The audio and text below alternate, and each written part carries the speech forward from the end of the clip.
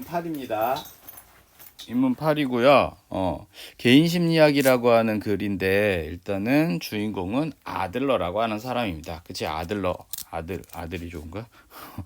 미안해. 아들러. 자, 보시면요. 아들러라고 하는 사람이 개인 심리학을 창안했대. 창안했대. 이걸 이제 만든 사람인데, 그럼 개인 심리학 뭐냐? 어디서부터 왔냐? 프로이트라고 하는 사람이 이제 꿈의 해석이라고 하는 유명한 책을 써갖고 아들러가 거기에 이제 공감을 하고 초기 학파 이론으로서 되게 열심히 이제 회장을 맡아갖고 막 일하다가 근데 이제 프로이트는 어떤 사람이냐면 사실은 우리가 이제 인간의 무의식을 얘기를 하는 사람이잖아. 그치? 그래서 인간의 행동 중에서 이 무의식 영역이 굉장히 중요하다. 특히 무의식 중에서 특히 이 본능적 욕구라든가 성충동 이것이 인간 행동의 어떤 동기, 인간 행동을 어떤 규정하는 그런 거에 굉장히 여기에다가 좀 주목을 많이 해. 약간 좀 오바스러워. 그러다 보니까 이제 아들러가 거기서 이제 나온 거야. 나와서 뭐가 더 중요하다. 이게 중요한 게 아니라 뭐가 더 중요하다. 사회적 관계가 중요하다. 인간은 사회적 동물. 어떻게 동물이냐 인간이. 그치?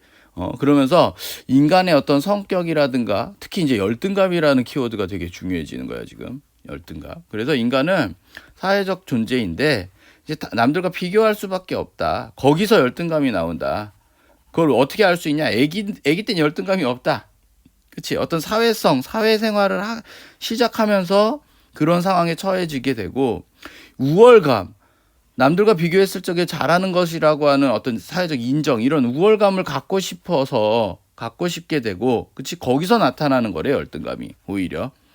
그리고 이거는 병적인 게 아니라 아주 일반적인 모든 사람들은 가질 수밖에 없는 것이 바로 열등감이다.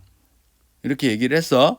그래서 인간의 이런 욕구 때문에 생기는 건데, 어떤 사람들한테 둘러싸여져 갖고 어떤 그 사람들로부터 어떤 우월감을 갖고 싶으면 우월성을 어떤 갖고 싶다라는 생각이 들게 되면 열등감을 일단 극복해야 돼. 얘를 극복해야 되고 이걸 극복하기 위해서 어떤 목표를 세우고 그걸 구체화시켜서 우월해질 거 아니야. 이렇게 하는 행동에 열등감이 굉장히 필요하다는 거야. 도움을 준다라는 거야. 필요. 그치? 이게 필요하다는 거야. 어떤 열등감의 어떤 역할? 그래서 이거를 갖다 이제 추진력이라고 하고, 열등감이 추진력이고, 얘를 권력의지라고, 이게 구야. 여기를 이제 권력의지라고 하는 거야. 이게 인간의 어떤 행동이나 이런 것들의 가장 강력한 동기래. 프로이트는 성적 충동을 가장 강력한 동기로 봤어. 이렇게 이제 파악을 해주시면 돼요. 여기가 구야. 이게 바로 아들러가 이야기하는, 그치?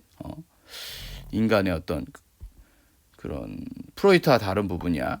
프로이트랑 이제 계속 비교 대조를 하면서 이제 설명을 하는데, 프로이트는 어떤 신경증이라고 하는 건 병, 그치? 심리적 원인에 의하여 정신 증상이나 신체 증상이 나타나는 병을 신경증이라고 하는데, 성충동을 원인으로 봤어. 특히 이 성충동이 억제된 과거의 어떤 경험에서 그게 왜곡되었을 적에 그 과거의 경험에 의해서 현재가 규정되는 거야.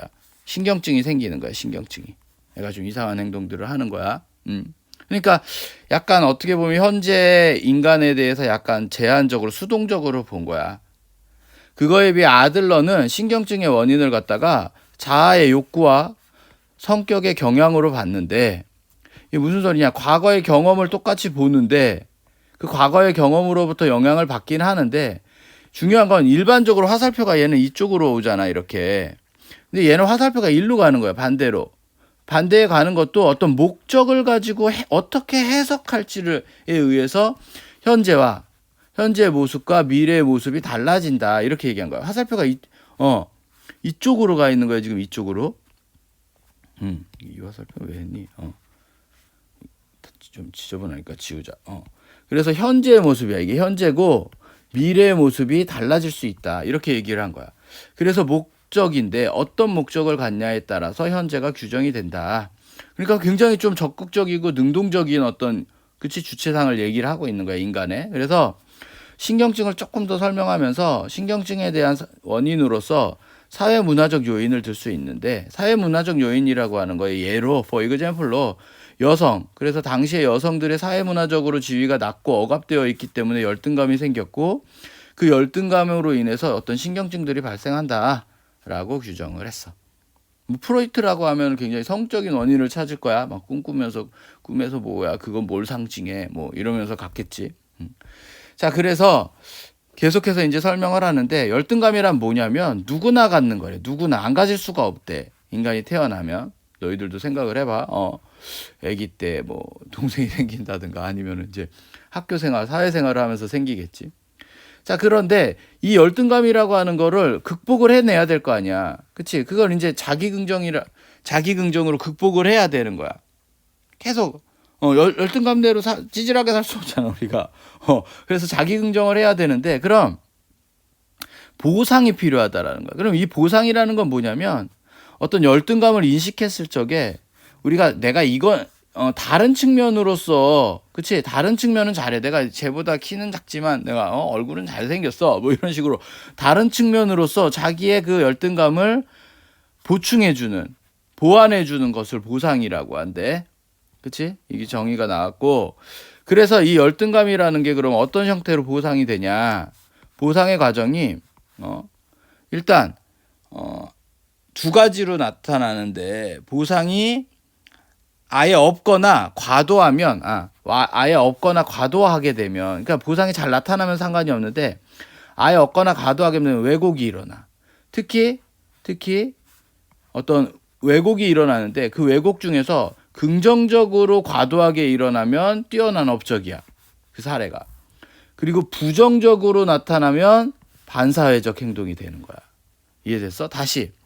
어떤 우리가 열등감을 느꼈는데 이걸 우리가 열등감을 어떤 극복 의지라 그랬잖아. 그치? 그 극복의 의지 과정에서 우리가 이제 그걸 보상을 통해 갖고서는 그거를 자기긍정을 한다 그랬다. 보상이 필요해. 자기긍정을 하기 위해서.